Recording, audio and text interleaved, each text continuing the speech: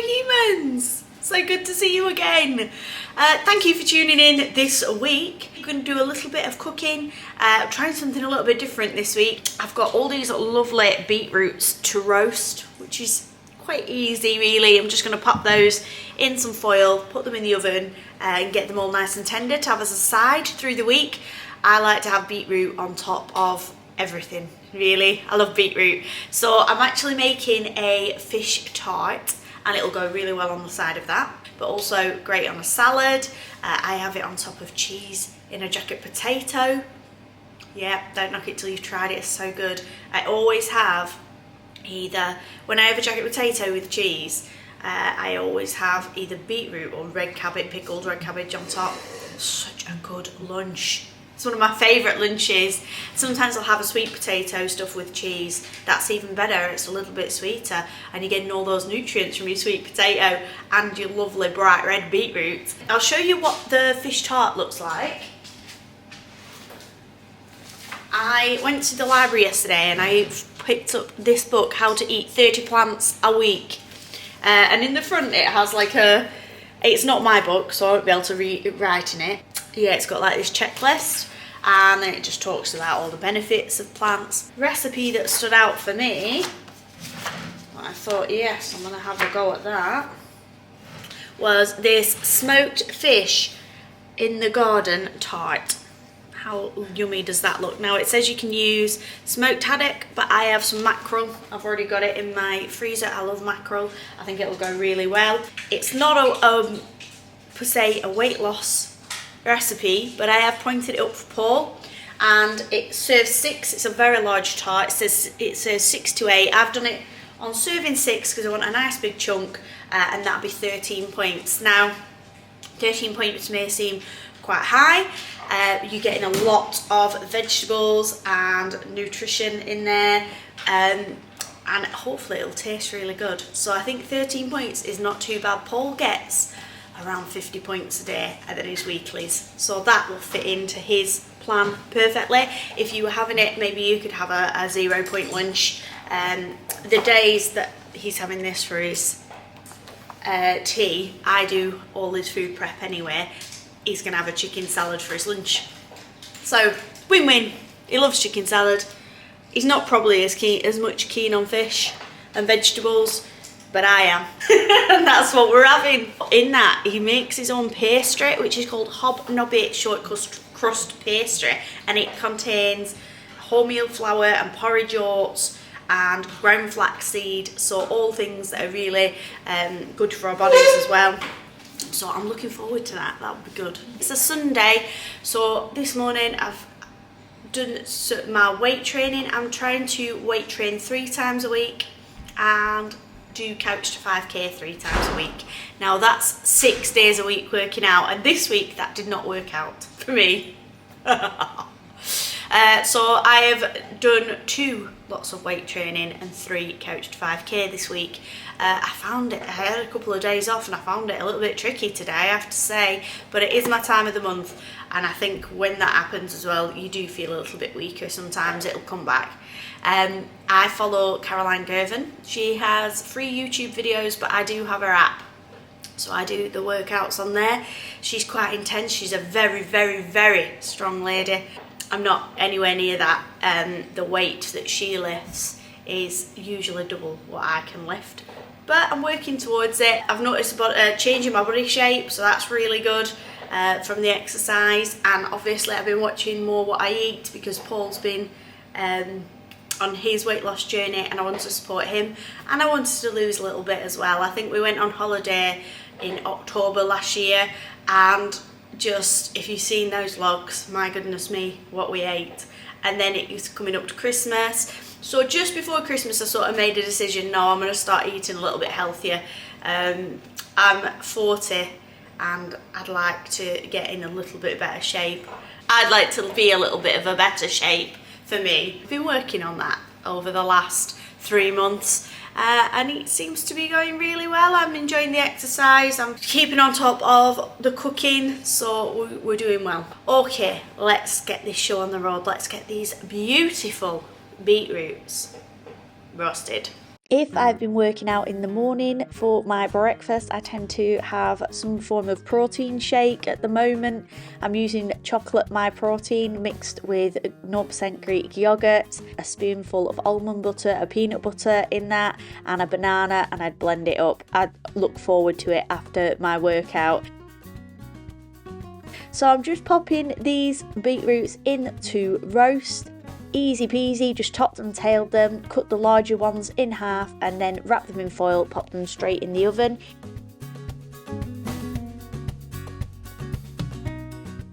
In the oven we've got some chicken already cooking, and for the chicken I used this peri peri seasoning. This is for Paul's chicken salads for lunches.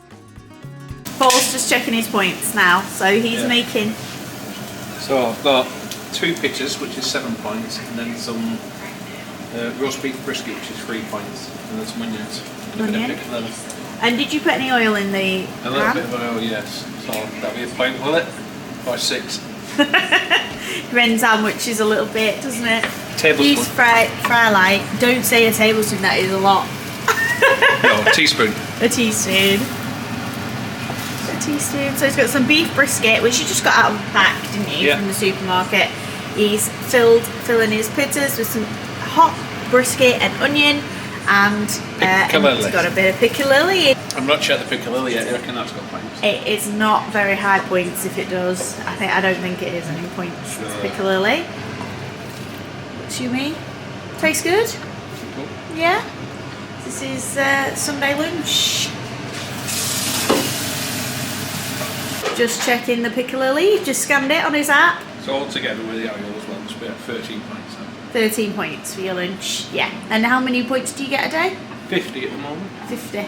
I used to get 50, maybe 55. Right. So it's come down a little bit because you've had a loss, haven't you? Yeah. Do you want to say how much you've lost? 1 stone £7 I've lost. Okay. So that's £21. £21 since basically since Christmas. Yeah. How do you find the app? Easy to use? Yeah, it's good for me. I quite like to just be able to scan it. It's a lot less faffing for me personally. Yeah. Whereas Amy knows all the stuff off the top of her head. I only a little bit now, but you just get used to it, don't you? You do. It comes with time. That. You do, but I do like it when I can walk around the shop. Like if I'm busy with work or running to Sainsbury's or Asda, other supermarkets are available. And I can just scan it with my phone and just sort of work out quickly what I can grab off the shelf. Yeah, it's great. Whereas before I've just run in and grab absolutely everything. Yeah. Yeah, sort of any thought about. Yeah, it makes you more mindful, doesn't it, of eating? I'll let you get eating before Thanks. it goes cold. But we're going to make this hobnobby short crust pastry. I've put things into little bowls today. Now, are we going up in the world or what? Into little bowls. Wow! And I do apologise, I look a little bit like a haddock. I've just had my lips done a couple of days ago, some lip filler put in. So when I smile, they don't move at the moment. It's because I've just had them done.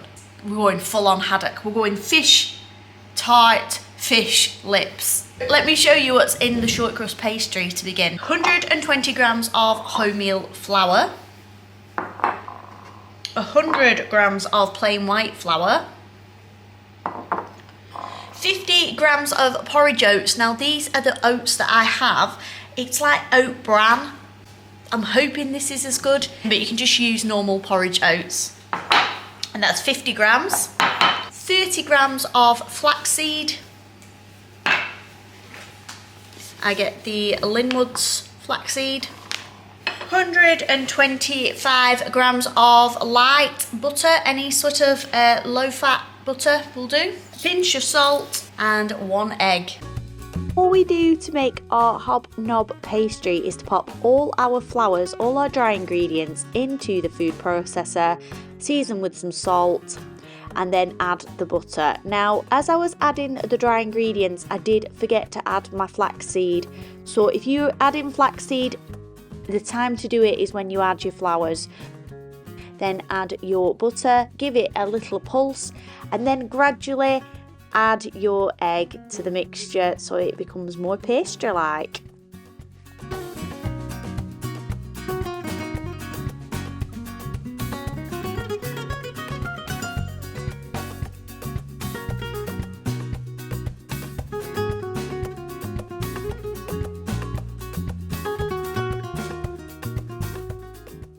My pastry was quite dry and crumbly, but at this stage now, really you should have a little bit more patience than me and pop it into a bowl and pop it in your fridge for a couple of hours. I wanted to get on with this straight away, so I just sprayed my flan dish with Frylight and then I pressed the pastry in. In this instance, with the pastry, it did turn out well. After it had been blind bake, it was the perfect texture, it held together well. So if you are like me and do not have the patience to wait, you could do what I am doing here and press it in. As I was finishing off this tart, the chicken was ready, so I got the chicken out of the oven. Here's the peri-peri chicken breasts. Oh dear, I forgot to put the blooming flaxseed in. It did say optional in the cookbook, to be honest. I did put flaxseed in my protein shake this morning, so I'm not feeling too bad, but I am a bit disappointed. So as you will have seen, I just pushed the pastry into, it was quite a dry pastry. It would have been even drier with the flaxseed. So I'm just gonna line it with foil, put some lentils or something to weigh it down, and it'll go in the oven for 15 minutes to blind bake. Pricking the pastry all over the base with a fork, making sure I don't go through, we don't want any leakages. Then weighing it down with the beans and into the oven for 15 minutes. Okay, now for the filling of the tart.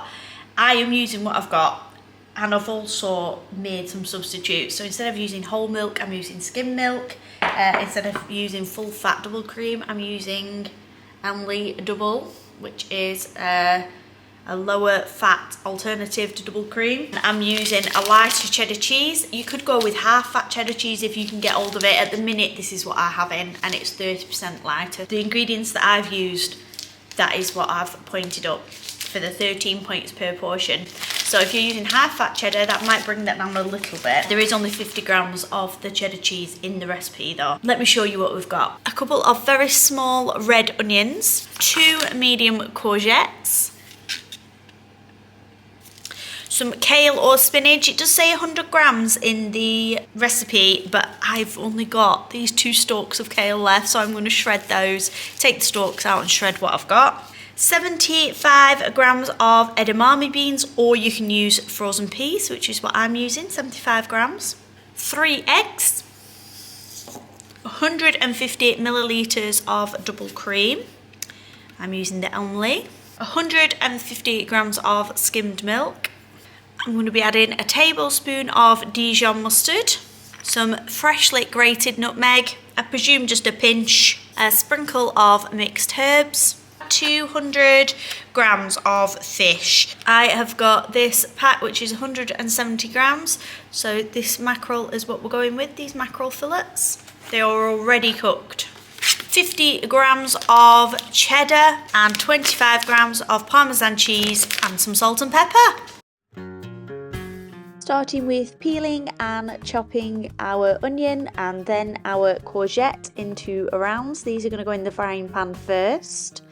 The courgette, can somebody tell me, how do chefs stop courgette sticking to their knife? Because it's sticking all the time and they roll around. They've got a mind of their own.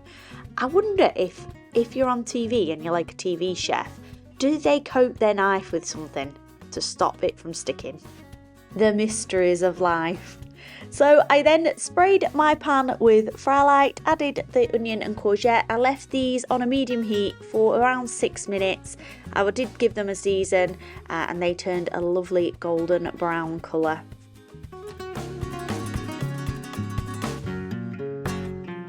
Then added my pitiful amount of kale and wilted that down for another 5 minutes.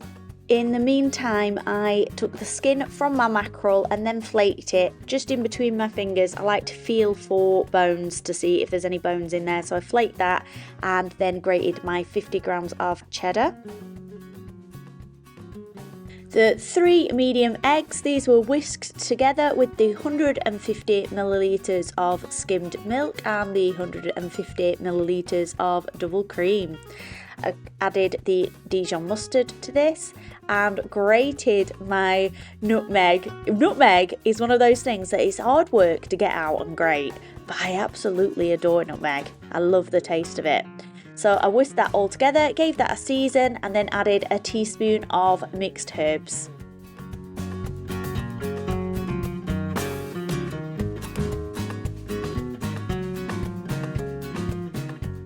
75 grams of frozen peas to be added to the pan.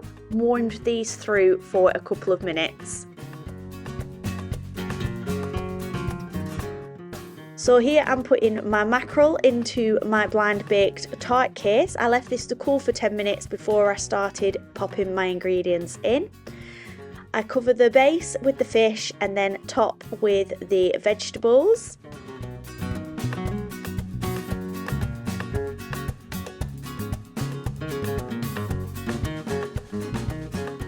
Then we're going to pour over our savoury custard. I didn't use the whole of this mixture. I actually made the remainder into scrambled eggs for Paul the day after. I just filled it to where I thought, yeah, this isn't going to leak out. I filled it so as much as I could fit in. I then topped with some cheddar cheese and some more of the veg, and then finished off with the Parmesan cheese. Once assembled, the tart went into the oven on 180 for 35 minutes. Hugh Fernley-Whittingstall, whose recipe it is, does say that the tart has to be left for 30 minutes after it comes out of the oven before you cut into it. He also recommends eating it cold or just slightly warmed and not red hot. So whilst the chicken and the tart were cooking, so were the beetroots in the bottom of my oven. So now the tart is ready and the beetroots are cooked through and have come out the oven. I would not believe how good that tart smells. Oh, it smells so good. My mouth's watering actually looking at it. And we get some really big portions, so even though it can serve 8, and you could have it with a side salad, which is probably what we'll do. But I am only going to serve it in 6. I think that's a really nice size portion for an evening meal. It will be 13 points per portion. So that's it for this week, guys. Thank you so much for watching, and I will see you next time. Bye, guys.